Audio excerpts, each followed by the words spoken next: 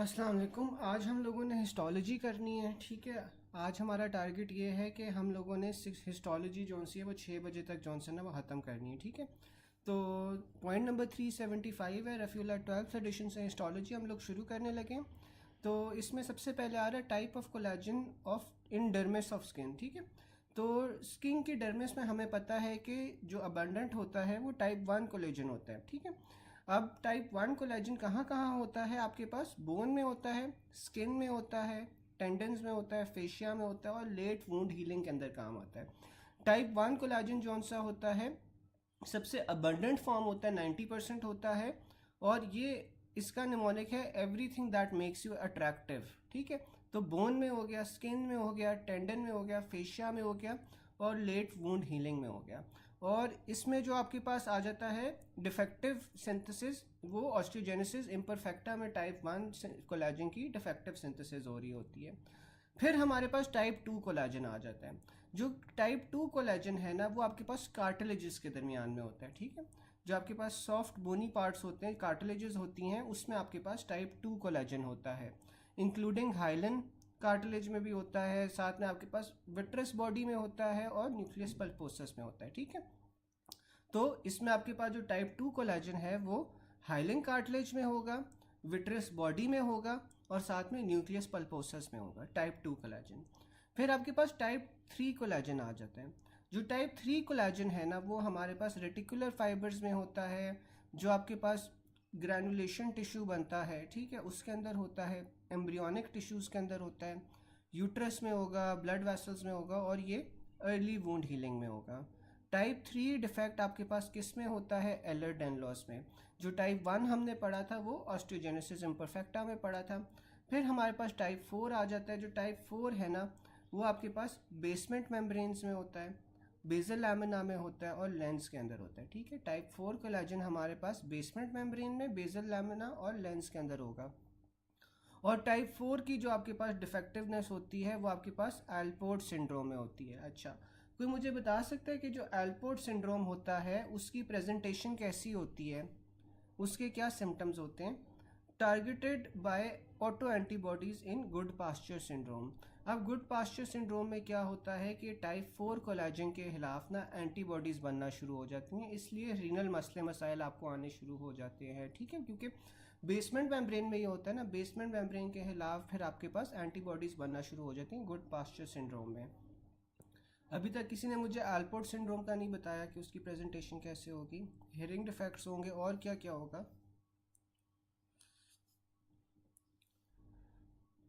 फिर उसके बाद ना वो रिमेंबर करने का एक तरीका बता रहे हैं कि आपके पास the higher you go the weaker it gets. तो आपके पास जो टाइप 1 है ना, टाइप 1 स्ट्रॉन्गेस्ट है, इसीलिए बोन्स में, स्किन में, टेंडन्स में और फेशिया के अंदर प्रेजेंट होता है।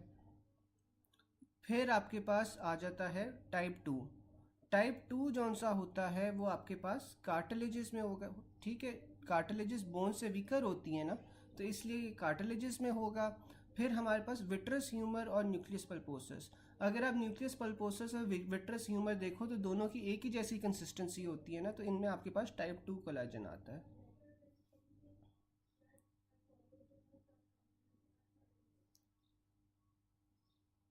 बिल्कुल, तो इसमें आपके पास यूवीआइटिस होता है, ग्लोमेरुलोनेफ्राइटिस होता है और हियरिंग लॉस होता है। जिस तरह डॉक्टर सादिया ने कहा, can't see, can't pee, can't hear a bee. ठीक है, तो ये आपके पास कौन सा है ना, आपके पास आ जाता है एल्पोर्ट सिंड्रोम। फिर मैं बता रहा था कि आपके पास टाइप 3 कोलेजन। अब जो टाइप 3 कोलेजन होगा वो आपके पास ग्रैनुलेशन टिश्यू में होगा, जहाँ पे क्रॉनिक इन्फ्लेमेशन हुई होती है, एम्ब्रियोनिक टिश्यूज़ के अंदर होता है, यूट्रस के अंदर होता है और ब्लड वेसल्स के अंदर होता है। जबकि आपके पास जो टाइप 4 कोलेजन है, टाइप 4 कोलेजन आपके पास बेसमेंट मेम्ब्रेन में होता है। ठीक है, उसके बाद उसने एक और निमोनिक बताया हुआ है। टाइप 1 में ओ एन ई आता है, बोन में भी आपके पास ओ एन ई आता है। 2 में आपके पास कार्टिलेज से याद उसने करवाया हुआ है। 4 में आपके पास फ्लोर आ जाता है जो बेसमेंट मेम्ब्रेन बना रही होती है। एंजाइम एंड टिश्यू रिमॉडलिंग, तो टिश्यू रीमॉडलिंग के अंदर आपके पास ये सही लिखा हुआ है माइलोपेरोक्सीडेज। मुझे कोई बता सकता है कि टिश्यू रीमॉडलिंग के अंदर आपके पास माइलोपेरोक्सीडेज होते हैं या मेटालोपेरोक्सीडेज होता है? फिर आपके पास वर्टिकल स्टाइरेशंस आ जाती हैं। जो वर्टिकल स्टायरेशंस हैं वो आपके पास कहाँ पे प्रेजेंट होती हैं, रेटिकुलर फाइबर्स में आपके पास वर्टिबल्स, बिल्कुल मेटालो पेरोक्सीडेज होगा यहाँ पे, ठीक है, मेटालो पेरोक्सीडेज होगा। फिर आपके पास वर्टिकल स्टायरेशंस आ जाती हैं। जो आपके पास वर्टिकल स्टायरेशंस हैं वो किस में प्रेजेंट होती हैं, रेटिकुलर फाइबर्स में। जो लमेलर स्टायरेशंस हैं, लमेलर स्टायरेशंस आपके पास कोलाजन फाइबर्स में प्रेजेंट होती है। Lamellar appearance under light microscope collagen fibres. तो अब देखो कि आपके पास जो वर्टिकल स्टायरेशंस होंगी ना, यानी कि जो सीधी आपके पास स्टायरेशंस होंगी वो रेटिकुलर फाइबर्स में है। जो लमेलर है यानी कि जो सर्कुलर है ना, वो आपके पास कोलाजन फाइबर्स के अंदर होती हैं, ठीक है। फिर आपके पास आ जाते हैं which one of the following is associated with collagen atrophy. तो स्टीरॉयड अगर आप एक्सेसिवली यूज़ कर रहे हो ना, तो उससे क्या होता है, कोलाजन की एट्रोफी होना शुरू हो जाती है। Regarding collagen fibres are not visible. तो कोलाजन जो से होते हैं आपके, जो कोलाजन फाइबर्स होते हैं वो आपके पास नेकेड आई पे विजिबल नहीं होते। Type 1 collagen is seen in skin. तो टाइप 1 जो कोलाजन होता है वो हमारे पास स्किन में होता है। फिर आपके पास आ जाता है collagen fibres regarding regularly arrange in reticular layer. तो जो रेटिकुलर लेयर होती है ना, एक तो हमने ये पढ़ा कि रेटिकुलर लेयर के अंदर आपके पास वर्टिकल स्टायरेशंस होती हैं, और वर्टिकल स्टायरेशंस के साथ साथ इसके जो फाइबर्स हैं वो रेगुलरली अरेंज्ड होते हैं, ठीक है। फिर आपके पास आ जाता है, जी जी डॉक्टर हमारा आप सही सीक्वेंस बता रहे हो, मेटालो पेरोक्सीडेज कोलाजनेज और लास्टेज, यही सीक्वेंस है। फिर आपके पास आ जाता है मोस्ट अबंडेंट कोलाजन इन डर्मस। तो आपके पास वो टाइप 1 होती है। Most type of collagen for wound strength. तो आपके पास वो टाइप 1 होती है जो लेट वूंड हीलिंग के अंदर होती है। Type of collagen in periodontal ligament. तो पेरीओडोंटल लिगामेंट में जो आपके पास दांत का लिगामेंट होता है जो गम्स के साथ कनेक्ट कर रहा होता है, उसमें भी टाइप 1 होता है। Collagen atrophy due to collagenase. तो जाहिर है जो कोलाजनेज एंजाइम है वो क्या करवाएगा, कोलाजन की ब्रेक डाउन करवाएगा। तो आपके पास जो कोलाजन की ब्रेक डाउन होगी वो कोलाजनेज से होगी, कोलाजन एट्रोफी करवाएगा। उसके अलावा आपके पास जो कोलाजन एट्रोफी है वो स्टीरॉयड यूज से भी होती है, ठीक है। Which type of intracellular substance helps in wound healing. तो आपके पास वो कोलाजन होता है। और कौन कौन से कोलाजन होते हैं, टाइप 3 और टाइप 1। जो टाइप 3 होता है वो अर्ली वुंड हीलिंग में होता है, जबकि जो टाइप 1 है वो लेट वुंड हीलिंग में होता है। The distinctive arrangement of collagen fibres in the skin is predominantly found in reticular layer. Reticular layer में हमारे पास क्या होता है, वर्टिकल स्टायरेशंस होती हैं और रेगुलरली अरेंज्ड होती हैं। तो ये जो डिस्टिंक्टिव अरेंजमेंट है ना कोलाजन फाइबर्स की, ये आपको प्रीडोमिनेंटली रेटिकुलर लेयर में मिल रही होती है।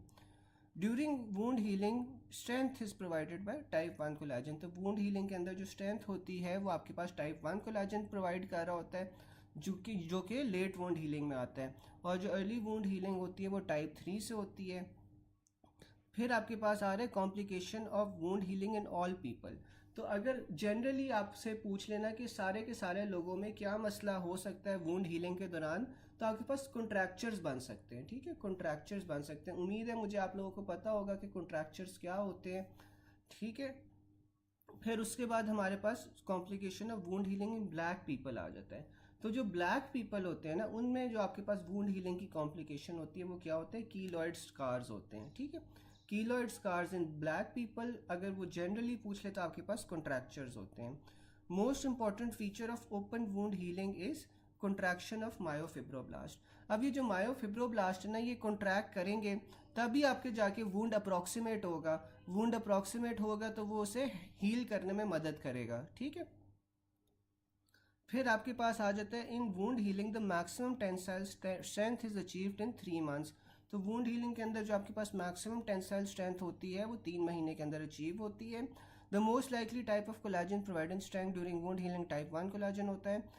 A 20-year-old woman sustains an injury to her right calf in a mountain biking accident near Moab. On physical examination, she has 5 centimeter long laceration on the right lateral aspect of her lower leg.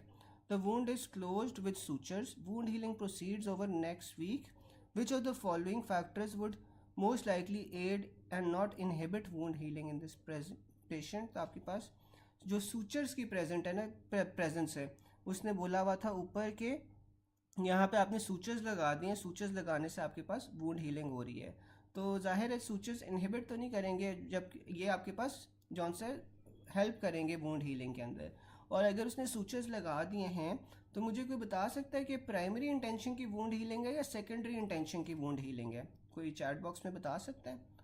During wound healing and collagen synthesis the process which is promoted by ascorbic acid is hydroxylation of प्रोकोलेजन। तो आपके पास wound healing में क्या होता है, ascorbic acid चाहिए होता है। Ascorbic acid क्या करता है, आपके पास प्रोकोलेजन की हाइड्रोक्सिलेशन करवाता है, जिससे वो एक्टिवेट हो जाता है और हेल्प करता है वूंड हीलिंग में। टिश्यू रीमॉडलिंग आपके पास मेटालोपेरोक्सिडेज से हो रही होती है, बिल्कुल सेकेंडरी वूंड हीलिंग होगी। Angiogenesis in wound healing is by metalloperoxidases. फिर increase collagen synthesis which vitamin is required, तो आपके पास वो विटामिन सी होती है जो आपके पास प्रो कोलेजन को हाइड्रोक्सिलेशन करवा रही होती है to activate it. Vitamin C is required for which step in collagen synthesis, तो हाइड्रोक्सिलेशन ऑफ प्रोलीन और लाइसिन रेजिड्यूज के लिए होती है। A female patient underwent C-section 3 months back. Her wound is not healing properly. She is taking diet rich in proteins and carbohydrates लेकिन deficient है fruits और vegetables में। तो इसमें आपकी क्या वजह होगी, इसमें आपके पास डिक्रीज कोलेजन टेंसाइल स्ट्रेंथ होगी, क्योंकि आपके पास विटामिन सी चाहिए होता है। जो विटामिन सी होता है वो अमूमन फ्रूट्स और वेजिटेबल्स के अंदर प्रेजेंट होता है, तो इससे विटामिन सी की डिफिशियंसी हो रही है, जिस वजह से हाइड्रोक्सिलेशन नहीं हो रही कोलेजन की और डिक्रीज टेंसाइल स्ट्रेंथ है। ठीक है, यहाँ तक किसी को कोई चीज़ ना समझ आई हो? यहाँ तक किसी को कोई चीज़ ना समझ आई हो?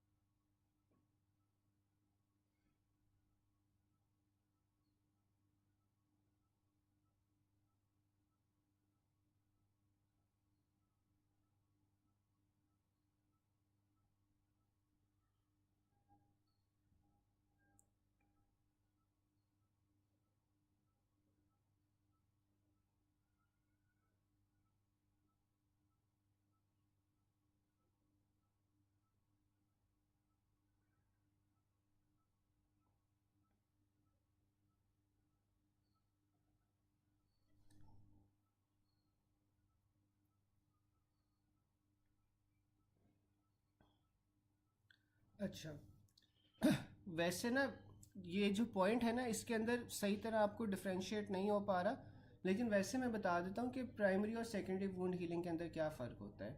जो आपके पास प्राइमरी वुंड हीलिंग है ना, प्राइमरी वुंड हीलिंग के अंदर क्या होता है कि उस तरह के आपके पास कट्स होते हैं या उस तरह के आपके पास इंजरी होती है जो अप्रॉक्सीमेट हो सकती है with the help of sutures. जैसे आपके पास जो इंसिजनल कट्स होते हैं ना वो आपके पास जौन सा है वो अप्रॉक्सीमेट हो सकते हैं। ठीक है, तो जो प्राइमरी वूंड हीलिंग होगी उसमें कट इतना बड़ा नहीं होता, वो अप्रॉक्सीमेट हो सकता है सूचर्स वगैरह लगा के। जबकि जो सेकेंडरी वूंड हीलिंग होती है ना, सेकेंडरी वूंड हीलिंग में आपके पास क्या होता है कि जो वूंड है ना वो बड़ा होता है, वो आप अप्रॉक्सीमेट नहीं कर सकते, तो वो खुद ब खुद ना ग्रैनुलेशन टिश्यू बना के वहाँ पे फिर हीलिंग हो रही होती है। तो अब मुझे बताओ कि जो सिनेरियो था उसमें प्राइमरी वूंड हीलिंग थी या सेकेंडरी वूंड हीलिंग थी?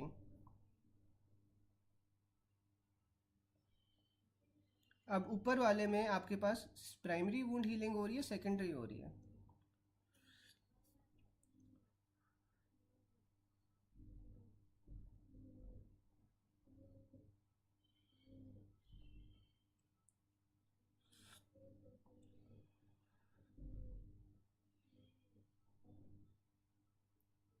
ऊपर वाले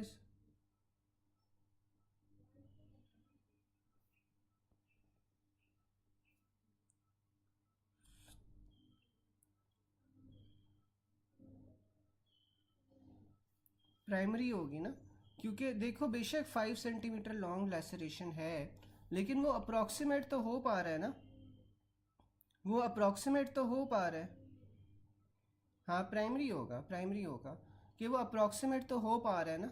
ठीक है, अगर वो अप्रॉक्सीमेट नहीं हो पाता तो फिर आपके पास सेकेंडरी होगी। ठीक है, सेकेंडरी के अंदर फिर ग्रैनुलेशन टिश्यू बनना शुरू हो जाता है। ग्रैनुलेशन टिश्यू आपके पास आहिस्ता आहिस्ता स्किन की डेवलपमेंट करता है, तो वो आपके पास फिर सेकेंडरी हो जाएगी।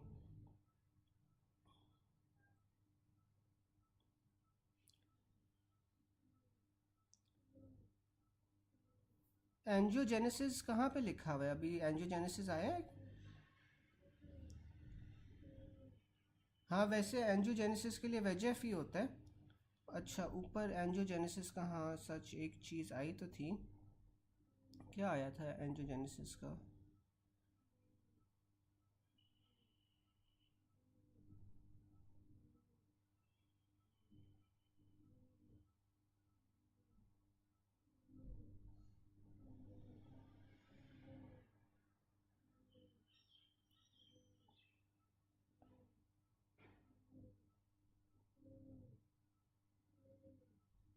अच्छा, एंजियोजेनेसिस के लिए हाँ वेजेफ ही होता है, वेजेफ होता है।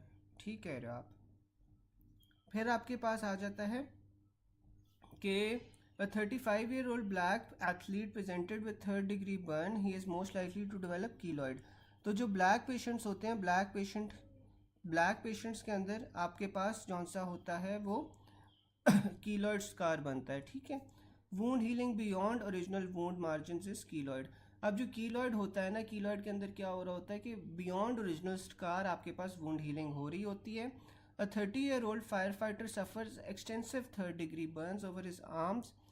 Patient is at high risk of development which of the following complications? तो यहाँ पे कॉन्ट्रैक्चर होगा, क्योंकि उसने हाल ही यहाँ पे फायर फाइटर कहा हुआ है। तो आपके पास नॉर्मली जो सबसे कॉमन कॉम्प्लिकेशन होती है बर्न की, वो ये कॉन्ट्रैक्चर्स होते हैं। ठीक है। और अगर ब्लैक से जिक्र कर दे तो फिर हमारे पास कीलॉइड होगा। Know the difference local factor causing delayed wound healing, तो आपके पास वो इन्फेक्शन होती है।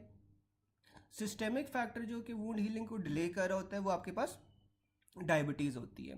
A single most important cause of delay in wound healing आपके पास क्या होता है? इन्फेक्शन होता है। Difference between primary and secondary intention wound healing is wound contraction. ठीक है। A 23-year-old woman receiving corticosteroids for autoimmune disease has an abscess on her upper outer arm. She undergoes minor surgery to incise and drain the abscess, but the wound heals properly over the next month.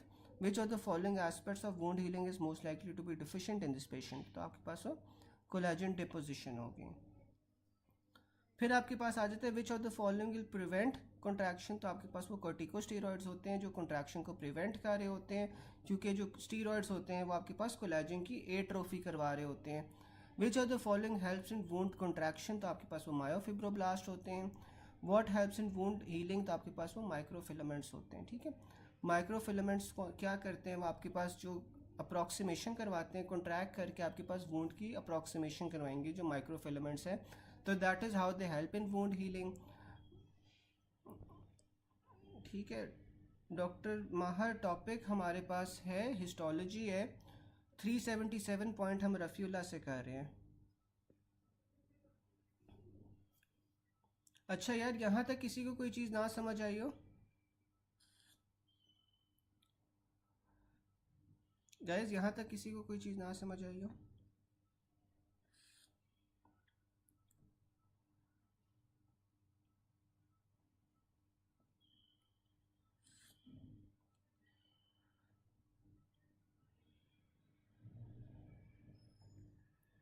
बाकी सबको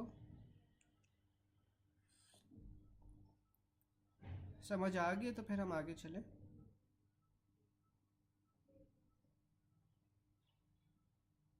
नहीं नहीं, angiogenesis जौन सा है ना वो वेजेफ से होती है। एंजियोजेनेसिस वेजेफ से होती है, और मेटालोप्रोटीनेज नहीं होगा वहाँ पे, वेजेफ होगा।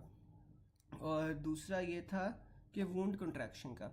अब देखो आपके पास जो वुंड की कंट्रैक्शन होती है वो मायोफिब्रोब्लास्ट करवा रहे होते हैं। ठीक है।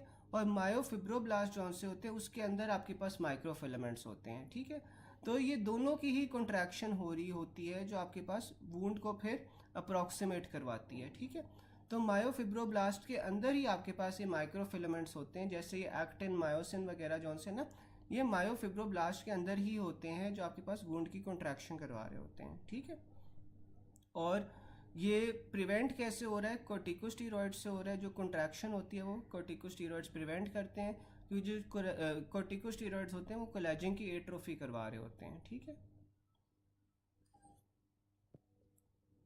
फिर आपके पास आ जाते हैं कि हाइलिन कार्टिलेजेस, फाइब्रो कार्टिलेजेस और इलास्टिक कार्टिलेजेस आपके पास वेस्कुलर एंडोथीलियल ग्रोथ फैक्टर उसे कहते हैं ना, वेजेफ का मतलब वेस्कुलर एंडोथीलियल ग्रोथ फैक्टर होता है। तो ये नाम से ही आपको पता चल रहा है कि जो वेस्कुलर एंडोथीलियल ग्रोथ फैक्टर होगा वही एंजियोजेनेसिस करवाएगा ना, नई ब्लड वेसल्स वही बनाएगा।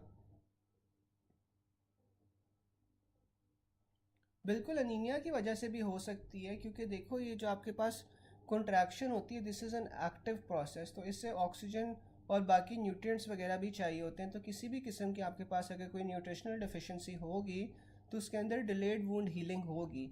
लेकिन वो सबसे कॉमन चीज़ें बता रहा है ना कि कॉमन चीज़ें किस में होती हैं। तो आपके पास जो लोकल फैक्टर होता है ना जो कि आपके पास डिलेड वुंड हीलिंग करवाते हैं दैट इज़ इन्फेक्शन। ठीक है, क्योंकि जो आपके पास इन्फेक्शन होगी कि बैक्टीरिया वगैरह की, सारे के सारे न्यूट्रिएंट्स तो वो ले जाएंगे, तो आपके पास जो वुंड हीलिंग है उसके लिए एनर्जी नहीं बचेगी। और दूसरा जो सिस्टेमिक होती है, सिस्टेमिक आपके पास डायबिटीज़ होती है जो आपके पास ये डिलेड वुंड हीलिंग करवा रही होती है। उसने सबसे कॉमन फैक्टर्स पूछे हैं। डॉक्टर असद, डॉक्टर जोया, आप लोगों की क्यूरीज हो गई सही?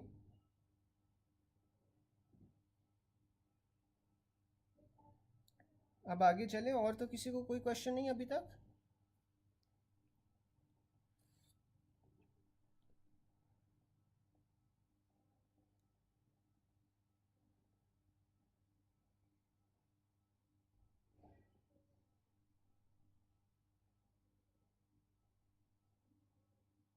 गैस और तो किसी को कोई क्वेश्चन नहीं है अभी तक?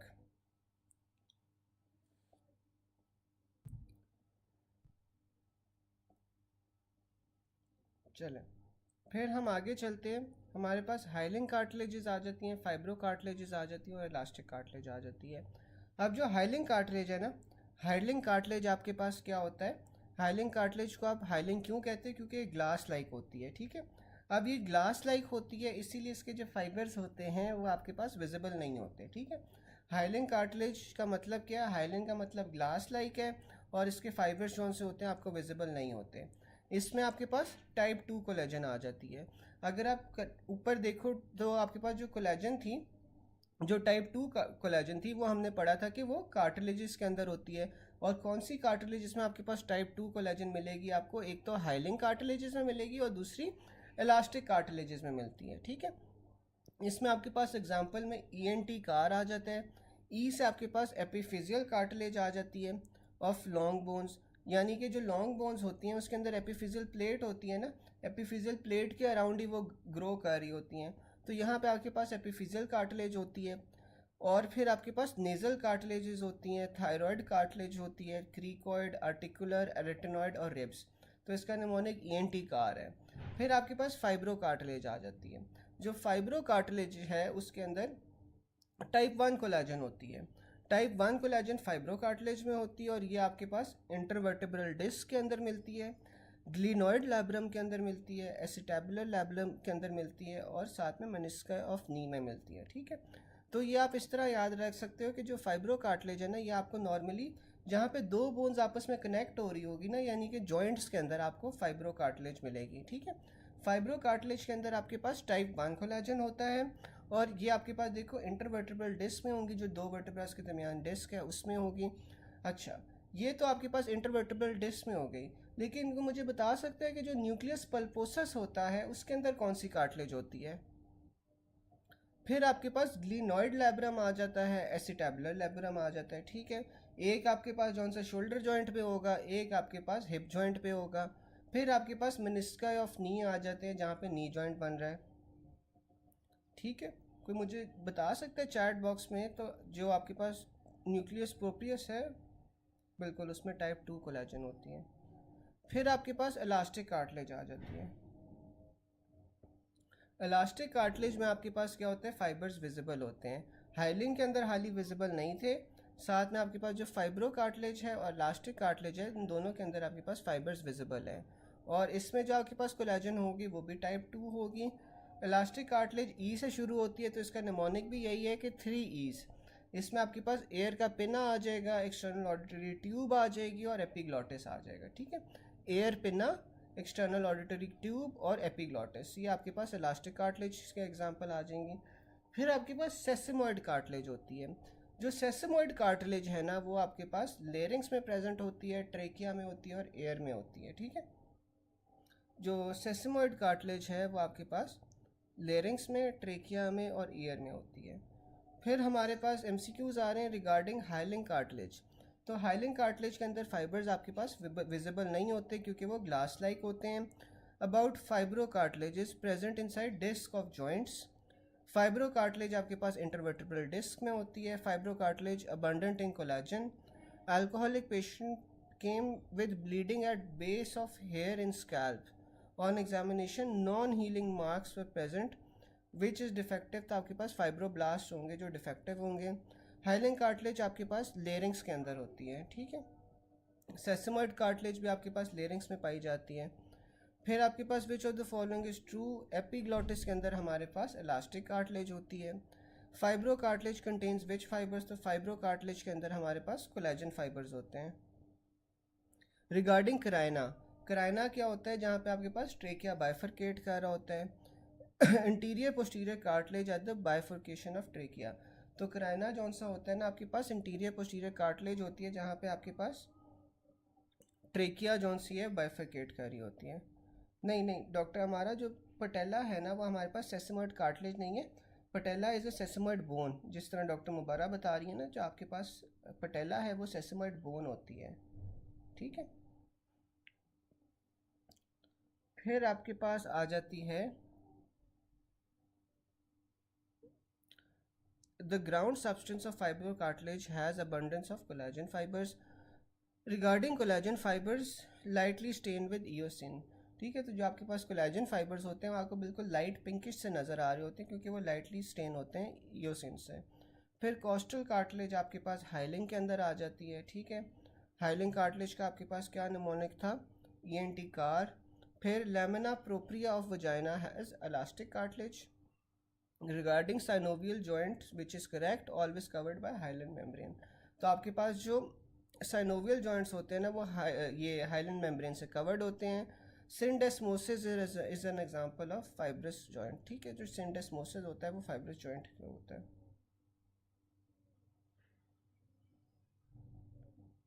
देखिए ना डॉक्टर बलोच, आपके पास सेसमॉइड कार्टिलेज होगी। सेसमॉइड कार्टिलेज आपके पास कहाँ कहाँ प्रेजेंट होगी। सेसमॉइड कार्टिलेज आपके पास एल ऑफ नोज़ पे होती है, बिल्कुल जिस तरह डॉक्टर मुबरा ने कहा है। ये आपके पास एल ऑफ नोज़ पे होती है। एल ऑफ नोज़ क्या होता है, ये जो आपके पास नाक का मोटा वाला हिस्सा होता है ना, ये इससे एला कहते हैं। यहाँ पे आपके पास सेसमॉइड कार्टिलेज होती है। उसके अलावा कान के अंदर जो बाहर वाला एक्सटर्नल ईयर होता है वहाँ पे आपके पास सेसमॉइड कार्टिलेज होती है। उसके अलावा आपके पास ट्रेकियो और लेरिंग्स के अंदर आपके पास सेसमॉइड कार्टिलेज होती है, ठीक है जी। बिल्कुल, लेरिंग्स के अंदर आपके पास सेसमॉइड भी होती है, हाइलिन भी होती है, दोनों होती हैं लेरिंग्स के अंदर, ठीक है। लेरिंग्स के अंदर आपके पास दोनों कार्टिलेजेस होती हैं, सेसमॉइड भी और हाइलिन भी। अच्छा, मुझे उम्मीद है आप लोगों को सिंडेस्मोसिस का पता होगा कि सिंडेस्मोसिस क्या होता है। पिछली बार भी हमने डिस्कस किया था सिंडेस्मोसिस का जब हमने हिस्ट्री पढ़ी थी। यहाँ तक आपको कोई क्वेश्चन हो तो आप लोग पूछें, फिर हम आगे चलें।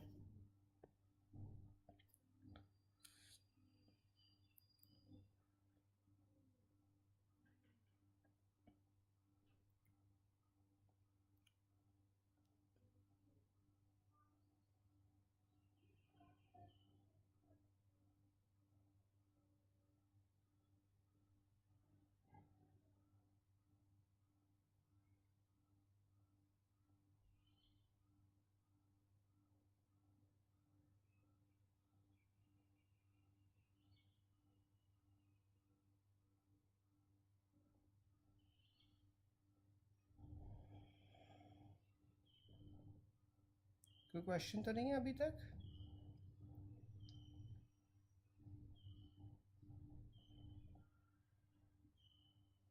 सिंडेस्मोसिस बता दूं, चले सिंडेस्मोसिस बता देता हूँ। जो आपके पास सिंडेस्मोसिस होता है ना, ये फाइब्रस जॉइंट होता है जो कि सर्टन बोन्स के दरमियान में प्रेजेंट होता है लिम्स की, ठीक है। इसमें आपके पास जो सबसे इंपॉर्टेंट एग्जांपल आ जाती है ना वो आपके पास टिबिया फिबुला आ जाती है, ठीक है। जो टिबिया फिबुला होती है ना उसके दरमियान में आपके पास जॉइंट्स होते, वो उसके दरमियान में जो आपके पास जॉइंट बनता है ना उससे आप सिंडेस्मोसिस कह रहे होते हो, ठीक है। और ये आपके पास क्यों क्रूशल होता है, ये आपके पास वेट बेरिंग एक्टिविटीज़ के अंदर ना जो आपके पास फोर्स ट्रांसमिट होनी होती है उसके लिए ये इंपॉर्टेंट होता है। इसके अंदर बिल्कुल थोड़ी सी फ्लेक्सिबिलिटी होती है, ज़्यादा फ्लेक्सिबिलिटी नहीं होती, ठीक है। तो अब ये जौन सा है कहाँ पे प्रेजेंट है, टिबिया फिबुला के दरमियान में आपके पास सिंडेस्मोसिस जॉइंट्स प्रेजेंट हैं, ठीक है। और इसमें आपके पास क्या होता है कि ये स्टेबिलिटी के लिए ज़रूरी होता है वेट बेरिंग जॉइंट्स के अंदर। और लेट सपोज कि आपके पास ये इंजर हो गया है, इंजर होने से आपके पास क्या होगा कि इंस्टेबिलिटी होगी वॉकिंग के दौरान, ठीक है। और बस यही है सिंडेस्मोसिस का, ठीक है, कि टिबिया फिबुला के दरमियान मेनली प्रेजेंट होता है। इसमें लिमिटेड अमाउंट ऑफ मोटिलिटी होती है और साथ में आपके पास ये स्टेबिलिटी के लिए ज़रूरी होता है। अगर ये आपके पास इंजर हो जाएगा तो आपको वॉकिंग के अंदर डिफ़िकल्टी होगी।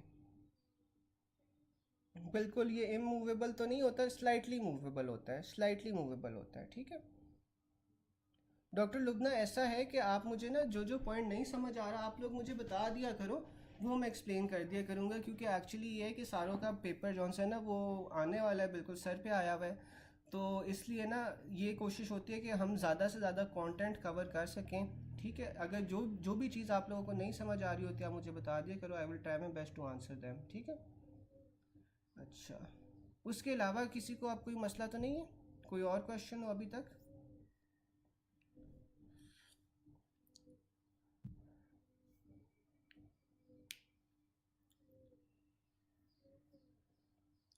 किसी को और कोई क्वेश्चन हो अभी तक?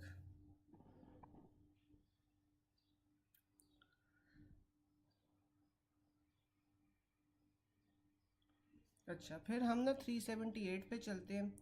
378 में वो क्या कह रहा है कि जो स्ट्रैटिफाइड कलमनर एपिथीलियम है वो सलाइवरी ग्लैंड्स के अंदर होता है। अब हमारे पास दो तरह की एपिथीलियम आ रही है, एक सिंपल और एक स्ट्रैटिफाइड। अब जो आपके पास सिंपल होती है ना, सिंपल में क्या होता है कि एक ही लेयर ऑफ सेल्स होते हैं। एपिथीलियम होती क्या है, जो सबसे आउटर लेयर होती है किसी भी जगह की, ठीक है, किसी भी ऑर्गन की। अब आपके पास सिंपल एपिथीलियम आ रही है, स्ट्रैटिफाइड एपिथीलियम आ रही है। जो सिंपल एपिथीलियम होगी उसके अंदर एक ही लेयर ऑफ सेल्स होंगे, जबकि जो स्ट्रैटिफाइड एपिथीलियम है उसमें दो या उससे ज़्यादा लेयर्स होंगी। अब ना हम बारी बारी सारी सिंपल एपिथीलियम्स पढ़ते हैं कि जो सिंपल एपिथीलियम्स है उसमें आपके पास कौन कौन से सेल्स आते हैं। अब आपके पास सबसे पहले सिंपल स्क्वेमस आ रहा है। सिंपल स्क्वेमस का क्या मतलब होता है कि ये आपके पास फ्लैट सेल्स होते हैं। अब ये जो सिंपल स्क्वेमस सेल्स है ना, ये सारी उन जगहों पे प्रेजेंट होंगे जहाँ पे आपके पास एक्सचेंज होनी है, ठीक है। तो एक्सचेंज ऑफ सब्सटेंसेस जहाँ पे होती है वहाँ पे आपके पास सिंपल स्क्वेमस प्रेजेंट होते हैं। अब कहाँ कहाँ होती है ये, हार्ट में होती है, ब्लड वेसल्स में होती हैं और एल्वुलाई में होती हैं, ठीक है। तो ये आपके पास सिंपल स्क्वेमस जो सी हैं हार्ट में, ब्लड वेसल्स में और एल्वुलाई में होती हैं। फिर आपके पास सिंपल क्यूबॉइडल आ जाती है। अब ये जितनी भी सिंपल है ना, सिंपल एपिथीलियम, ये होगी एक एक लेयर की ही, लेकिन इन सारों की शेप में फ़र्क होगा। स्क्वेमस की शेप फ्लैट सेल्स होगी, क्यूबॉइडल जौन सी है वो आपके पास क्यूब लाइक होंगे। अब जो आपके पास सिंपल क्यूबॉइडल है ना, ये आपके पास कहाँ पे होगी, डीसीटी ऑफ नेफ्रॉन, ठीक है, डिस्टल कॉन्वुलेटेड ट्यूब्यूल नेफ्रॉन की, और साथ में ओवरीज में होती है। अच्छा, मुझे कोई और एग्जांपल्स बता सकता है कि सिंपल क्यूबॉइडल, दो तो इसने यहाँ पे बताई हुई हैं, और इसके अलावा सिंपल क्यूबॉइडल एपिथीलियम आपके पास कहाँ कहाँ प्रेजेंट होती है, कोई बता सकता है?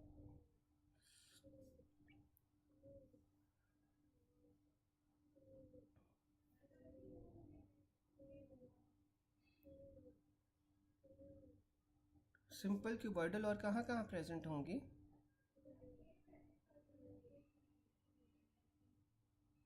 बिल्कुल सारे सही कह रहे हैं, ठीक है।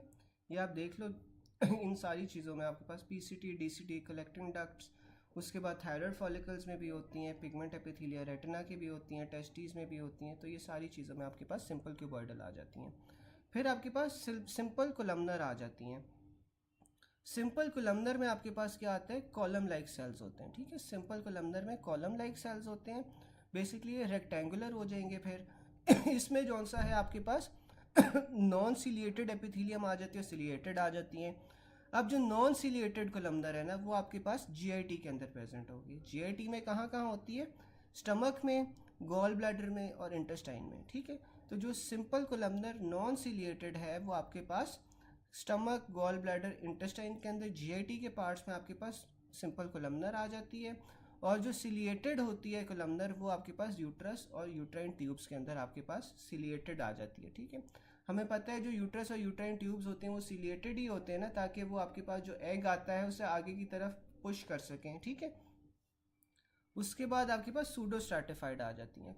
अब सूडो स्ट्रैटिफाइड में ना आपके पास होती है एक सिंगल लेयर ऑफ सेल्स ही है, लेकिन उसके जो लेवल्स होते हैं ना सेल्स के वो डिफरेंट होते हैं, इसलिए they appear as they give a false impression of stratification, इसलिए आप उसे सूडो स्ट्रैटिफाइड कहते हो। होते इसमें सिंगल लेयर ऑफ सेल्स ही है, लेकिन ये फॉल्स स्ट्रैटिफिकेशन यानी कि दो से ज़्यादा लेयर्स की अपेयरेंस दे रही होती है, इसलिए आप इसे सूडो स्ट्रैटिफाइड कह रहे होते हो।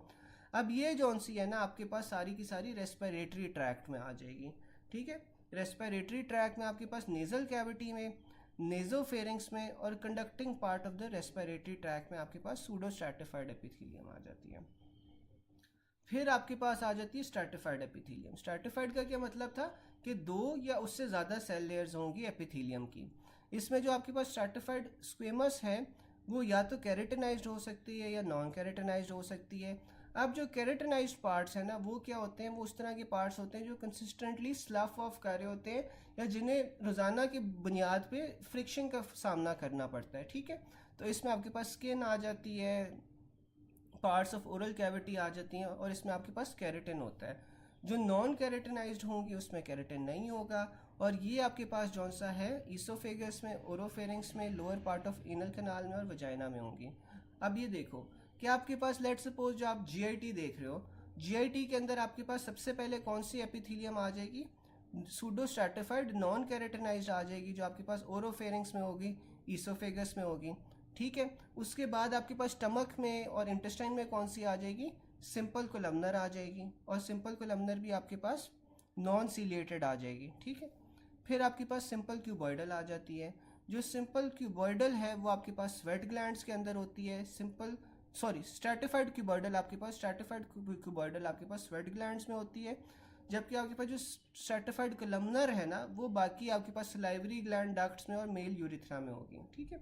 तो जो आपके पास स्ट्रैटिफाइड क्यूबॉइडल है वो आपके पास स्वेट ग्लैंड्स में होगी, जो आपके पास स्वेट ग्लैंड्स हैं वो क्यूब लाइक है। फिर आपके पास स्ट्रैटिफाइड कोलमनर आ जाती है। स्ट्रैटिफाइड कोलमनर आपके पास सलाइवरी ग्लैंड की डक्ट्स में और मेल यूरिथ्रा में होंगी। फिर ट्रांजिशनल एपिथेलियम हम लोगों को पता है कि वो renal pelvis, urethra, urinary bladder और यूरेटर में आती हैं, ठीक है। तो ये इसमें आपके पास ट्रांजिशनल एपिथेलियम आ जाती है।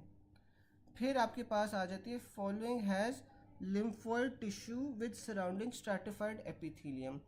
तो स्ट्रैटिफाइड स्क्वेमस एपिथेलियम हमने कहाँ पे पढ़ा था, जो स्ट्रैटिफाइड स्क्वेमस एपिथेलियम है जो आपके पास ओरल कैविटी में होती है। तो ओरल कैविटी के अंदर ही आपके पास पैलेटाइन टॉन्सिल्स होते हैं, ठीक है। अब ये जो पैलेटाइन टॉन्सिल्स है ना ये लिम्फोइड टिश्यू होते हैं जिसके अंदर आपके पास स्ट्रैटिफाइड स्क्वेमस एपिथेलियम होती है, ठीक है। ये आपके पास पैलेट के ऊपर मौजूद होते हैं।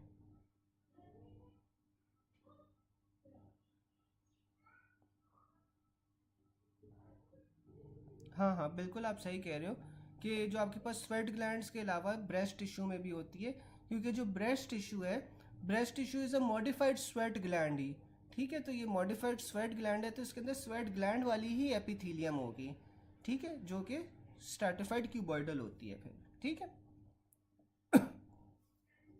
फिर आपके पास था epithelium found upon surfaces to friction which serves to protect against mechanical injury. तो उसमें आपके पास स्ट्रैटिफाइड स्क्वेमस कैरेटिनाइज्ड आ जाती है। Skin which is most prone to abrasion damage, वो आपके पास स्ट्रैटिफाइड स्क्वेमस कैरेटिनाइज्ड आ जाती है। हाइमन आपके पास स्ट्रैटिफाइड स्क्वेमस एपिथेलियम से कवर्ड होता है।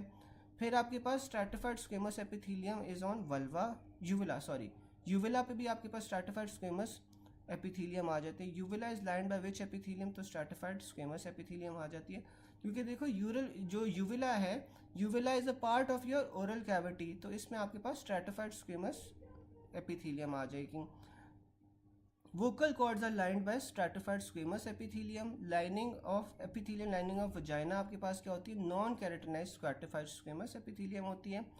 What is true about glands and ducts, तो ग्लैंड्स और डक्ट्स में आपके पास squamous epithelia is site of gaseous exchange, ठीक है। फिर stratified squamous epithelium is present in oesophagus. Stratified epithelium is present in subglottis. Superficial layer of corneal epithelium is made up of stratified squamous non keratinized. तो जो आपके पास superficial layer होती है ना corneal epithelium की, वो आपके पास stratified squamous non keratinized epithelium से बनी होती है। फिर आपके पास क्यूबॉइडल आ जाती हैं। क्यूबॉइडल में आपके पास surface epithelium lining of ovary, जो ओवरी होती है उसकी सिंपल क्यूबॉइडल होती है। फिर कोलमनर आ जाती है। गॉल ब्लैडर की आपके पास कोलमनर थी। Regarding columnar epithelium, male urethra has pseudo stratified columnar epithelium. Columnar epithelium is present in uterine tubes, और यूट्राइन ट्यूब्स के अंदर हमारे पास सिलिएटेड कोलमनर एपिथेलियम थी। Regarding cilia are present on luminal surface of columnar epithelium. Type of epithelium intestines में कौन सी होती है? तो इंटेस्टाइन्स के अंदर हमारे पास सिंपल कोलमनर थी, हमारे पास स्टमक में, गॉल ब्लैडर में, और इंटेस्टाइन्स के अंदर हमारे पास सिंपल कोलमनर थी। Regarding histology, section of a gland shows mainly acinar lined with pseudo-stratified columnar epithelium embedded in stroma and smooth muscle। तो आपके पास ये क्या होगा? प्रोस्टेट ग्लैंड होगा। अब जो प्रोस्टेट ग्लैंड है ना, उसमें एपिथेलियम आपके पास सूडो स्ट्रैटिफाइड कोलमनर आ जाती है। इसमें जो उसके साथ है ना, वो क्या होगा कि स्ट्रोमा के अंदर आपके पास स्मूथ मसल एम्बेडेड होगा। ठीक है, जो प्रोस्टेट होता है वो उसके पास अपना स्मूथ मसल होता है, वो कॉन्ट्रैक्ट कर सकता है, और स्ट्रोमा के अंदर ये एम्बेडेड होता है smooth muscles. Cells of columnar epithelium are connected by tight junction only. तो जो सिंपल कोलमनर एपिथेलियम होती है वो आपस में किस तरह कनेक्टेड होती है? टाइट जंक्शन से। Columnar epithelium lines the uterine tubes. फिर ट्रांजिशनल एपिथेलियम आ जाती है। Tubular structures having transitional epithelium and connective tissue with 3 layers of muscle and adventitia. तो आपके पास वो यूरेटर होता है। अब जो यूरेटर होता है, यूरेटर के आपके पास किस तरह के सवाल आते हैं कि थिक मस्कुलर ट्यूब है, थिक मस्कुलर ट्यूब के साथ साथ उसमें ट्रांजिशनल एपिथेलियम दिया होता है, और 3 लेयर्स ऑफ मसल्स होती हैं, साथ में एडवेंटिशिया भी होती है। तो ये आपके पास यूरेटर होता है। फिर आपके पास transitional epithelium present in part of urethra. ठीक है, तो पार्ट्स ऑफ यूरेथ्रा में आपके पास ट्रांजिशनल एपिथेलियम आ रही होती है। यहाँ तक किसी को या कोई क्वेश्चन हो या कोई चीज़ ना समझ आई हो तो बताओ।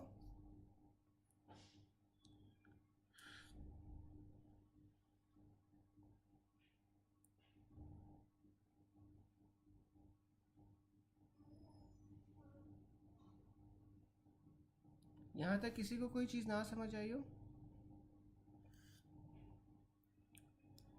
हाँ बिल्कुल, जो आपके पास यूरेटर होता है, यूरेटर का इसके अलावा स्टार शेप लूमेन भी होता है। डॉक्टर लुबना सही बता रही हैं कि जो यूरेटर होता है उसका स्टार शेप लूमेन होता है। ठीक, और किसी को कोई चीज़ ना समझ आई हो?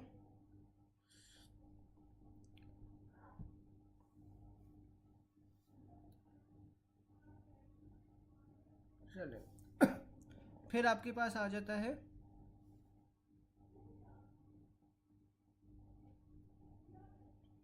A medical student is examining a slide under microscope, लेकिन he is unable to differentiate the gallbladder from the colon.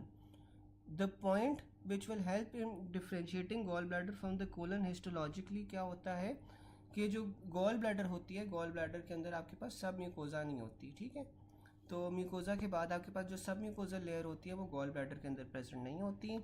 Student was given a slide of microscope in examination, he conducted it to be mesothelium. तो mesothelium आपके पास lungs के अंदर होती है। Pseudo stratified epithelium properties क्या होती है कि आपके पास ये सारे के सारे जो सेल्स होते हैं वो बेसमेंट मेम्ब्रेन के साथ कनेक्टेड होते हैं, क्योंकि इसमें सिंगल लेयर ऑफ सेल्स ही होती हैं। बेशक it appears to be pseudo stratified या it appears to be stratified, लेकिन ये होती सिंपल एपिथेलियम ही है। Type of cells with no basement membrane, तो आपके पास वो एपेंडाइमल सेल्स होते हैं जिनकी बेसमेंट मेम्ब्रेन नहीं होती।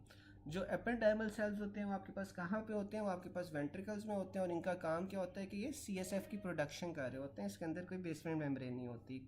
The GIT epithelium regenerates itself after how much time, तो आपके पास 2 से 7 दिन के अंदर जो GIT की एपिथेलियम होती है वो रीजनरेट कर रही होती है। फिर आपके पास आ जाता है a 28-year-old male executive presents to the doctor with complaint of heartburn, no responsive to usual medicines, along undergoes endoscopy with biopsy of the distal esophagus is taken.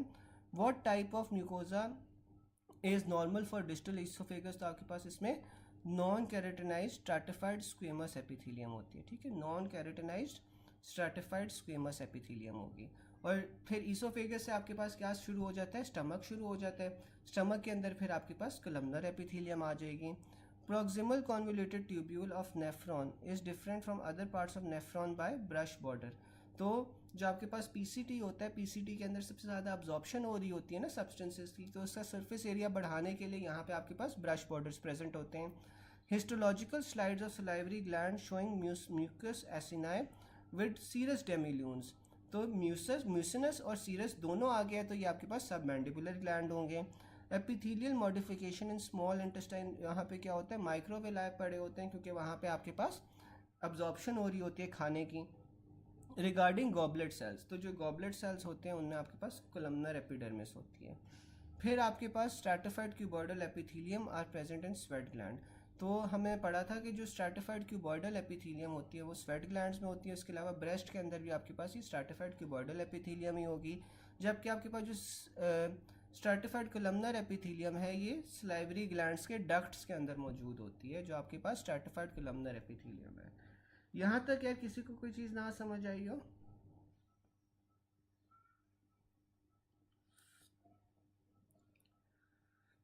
यहाँ तक किसी को कोई चीज़ ना समझ आई हो?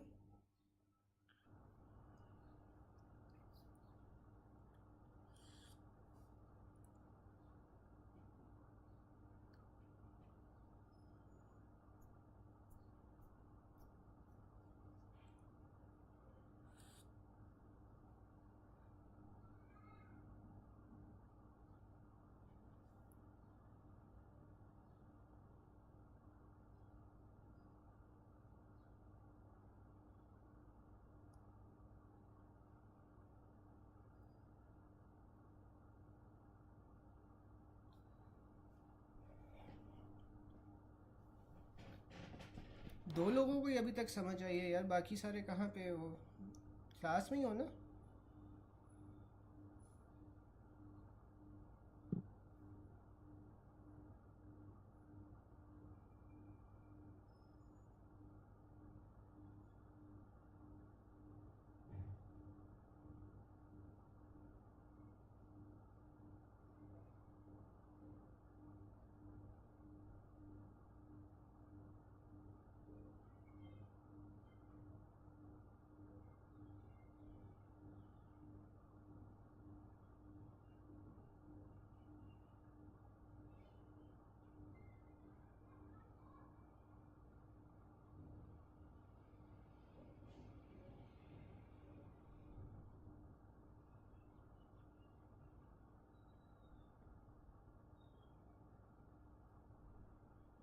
अच्छा, डॉक्टर बलोच पूछ रहे हैं लैक्रिमल ग्लैंड की। तो जो आपके पास लैक्रिमल ग्लैंड होता है, लैक्रिमल ग्लैंड की भी आपके पास कोलमनर एपिथेलियम ही होती है, ठीक है। लैक्रिमल ग्लैंड की भी आपके पास कोलमनर एपिथेलियम होती है। अच्छा, फिर आपके पास आ रहा है कि a medical student is examining a slide under the microscope but he is unable to differentiate the gall bladder different from the colon. The point which helps him differentiating gallbladder from colon histologically क्या होता है कि जो gall bladder होता है, gall bladder के अंदर आपके पास सब म्यूकोजा नहीं प्रेजेंट होती, ठीक है। A student was examining a slide under microscope. He found mass of lymphoid tissue covered with simple cuboidal epithelium.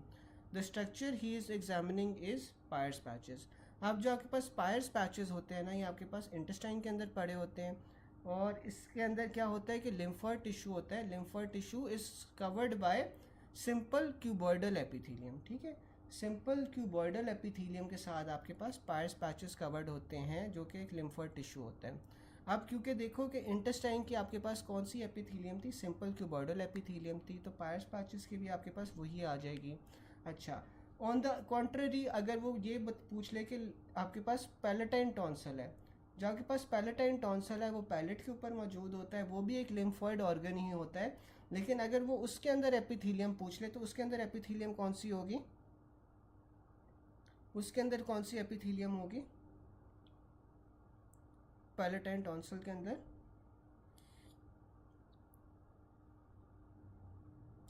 बिल्कुल, उसमें स्ट्रैटिफाइड स्क्वेमस एपिथेलियम होगी, क्योंकि जो ओरोफेरिंग्स था, ओरोफेरिंग्स के अंदर हमारे पास क्या था, स्ट्रैटिफाइड स्क्वेमस एपिथेलियम थी, ठीक है। तो इस वजह से उसके अंदर आपके पास स्ट्रैटिफाइड स्क्वेमस एपिथेलियम हो जाएगी, ठीक है। फिर आपके पास आ जाता है a student observing histology slide of a slide tubular structure with thick vascular wall and pseudo stratified epithelium। तो ये आपके पास क्या होगा, vas deferens होगा, ठीक है। फिर a medical student in histology examination gets a slide showing non-keratinized stratified squamous epithelium, very vascular and elastic lamina propria and muscle layer but no muscularis mucosa and glands। तो ये आपके पास vagina होगा। अब जब भी आपके पास ये इलास्टिक लैमिना प्रोप्रिया आ जाएगा और वैस्कुलैरिटी का जिक्र होगा ना, तो तब हमेशा हमारे पास वजाइना ही होगा, ठीक है। फिर उसके बाद आ जाता है the epithelium of terminal bronchioles is made up of simple cuboidal without goblet cells. तो ये हमने किस तरह याद किया था कि आपके पास जिस तरह आप आगे जाते जाओगे तो आपके पास जो सेल्स हैं उसकी लेंथ कम होती जाएगी। अब देखो कि आपके पास जो प्राइमरी ब्रोंक्यूल्स हैं या प्री टर्मिनल ब्रोंक्यूल्स हैं उसमें क्या हो रहा है, simple ciliated columnar epithelium to simple cuboidal. अब उसके बाद आपके पास क्या आ जाते हैं, टर्मिनल ब्रोंक्यूल्स आ जाते हैं। अब कोलमनर से क्या हुआ, क्यूबॉइडल हो गई, उसकी लेंथ कम हो गई जब वो टर्मिनल ब्रोंक्यूल्स में आया। फिर आपके पास रेस्पिरेटरी ब्रोंक्यूल्स आ जाती हैं। रेस्पिरेटरी ब्रोंक्यूल्स के अंदर भी आपके पास क्यूबॉइडल होती है, where except where interrupted with alveoli. तो फिर जो एल्विलर डक्ट और एल्विलाई होते हैं उसके अंदर वो मज़ीद फ्लैट होके सिंपल स्क्वेमस एपिथेलियम बना देते हैं, ठीक है।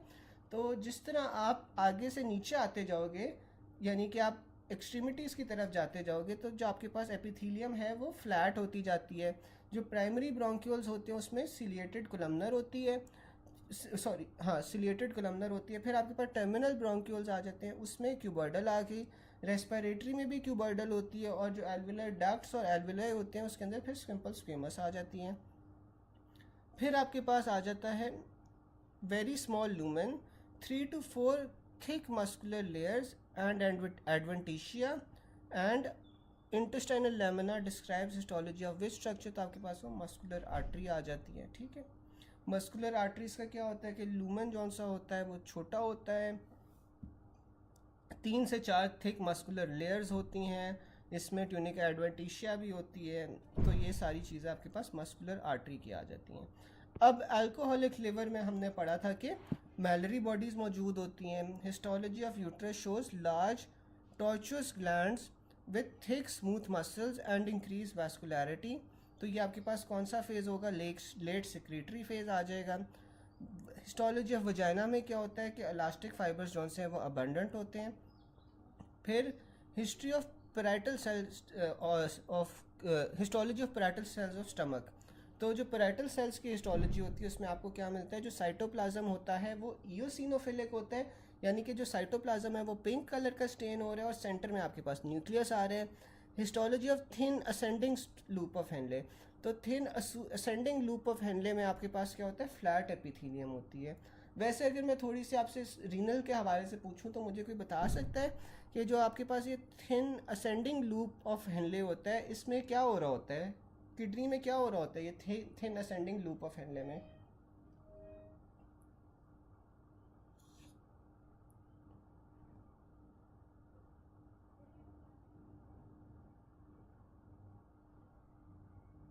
फिर आपके पास आ जाता है auto radiography in histology uses which technique. तो ये ऑटो रेडियोग्राफी है ना, तो ये आपके पास रेडियो एक्टिव आयंस को यूज़ कर रही होगी।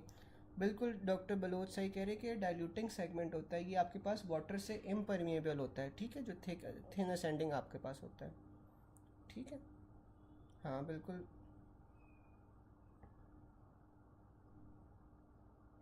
फिर आपके पास आ जाती है कि जर्मिनल सेंटर्स, लॉब्यूल्स एंड हिस्टोलॉजी। तो ये आपके पास लिम्फ नोड्स में जर्मिनल सेंटर्स होते हैं। फिर आपके पास आ जाते हैं characteristic feature of nasal polyp in histology. तो आपके पास वो क्या होगा नेज़ल पॉलिप्स के अंदर इओसिनोफिलिया होता है, क्योंकि ये एलर्जिक कंडीशंस इसमें होती हैं। नेज़ल पॉलिप्स में आपके पास इओसिनोफिलिया होगा, which most likely primary site of metastatic lung cancer with histology of sheets of clear cells. तो ये आपके पास रीनल सेल्स आ जाते हैं। A tumour of vermis in child, histology was given true rosettes present. तो जो ट्रू रोजेट्स होते हैं वो आपके पास मेडुलोब्लास्टोमा में होते हैं, ठीक है, जबकि जो सूडो रोजेट्स हैं वो आपके पास एपेंडायोमा में होते हैं, ठीक है, ये उम्मीद है आप लोगों को याद होगा भी। Child with soft tissue tumour on histology vimentin positive. तो जो वर्मेंटन पॉजिटिव होता है वो आपके पास रैप्डोमायोसार्कोमा होता है, ठीक है।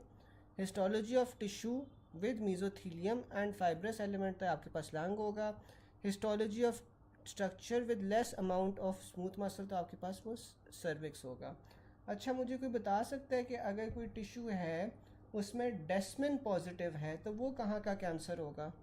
डेस्मिन पॉजिटिव वाला कहाँ का कैंसर होता है?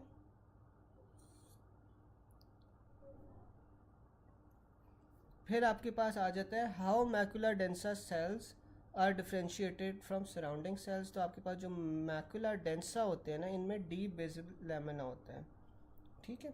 तो जो आपके पास मैकुला डेंसा होते हैं, मैकुला डेंसा वालों के अंदर बिल्कुल मस्कुलर ट्यूमर होता है, ठीक है। जो मैकुला डेंसा होते हैं ना, वो आपको नाम से ही पता चल रहा है कि मैकुला डेंसा है ना, तो इसका डेंसा क्यों है लिखा हुआ है? क्योंकि इनका जो लेमिना होता है इनमें डीप बेसल लेमिना पे ये पाए जाते हैं, ठीक है। Decrease delivery of sodium to macula densa causes the release of rennin.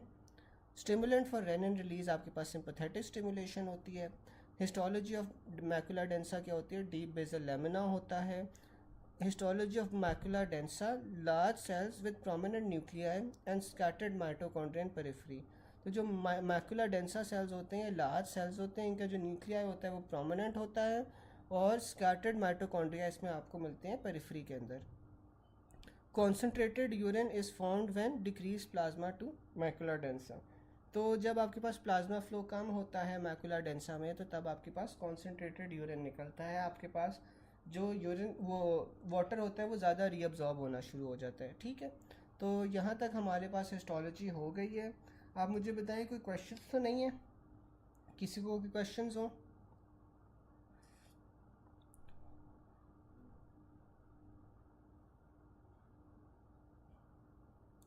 अभी तक किसी को कोई सवाल तो नहीं है?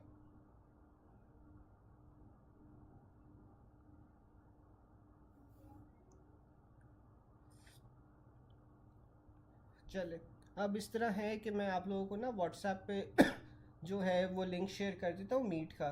तो हम आज हिस्टोलॉजी के एमसीक्यूज़ कर लेते हैं, ठीक है। फिर once your SK class finishes तो फिर हम जॉनसन आज एम्ब्रियो कर लेंगे, ठीक है। अल्लाह हाफिज़।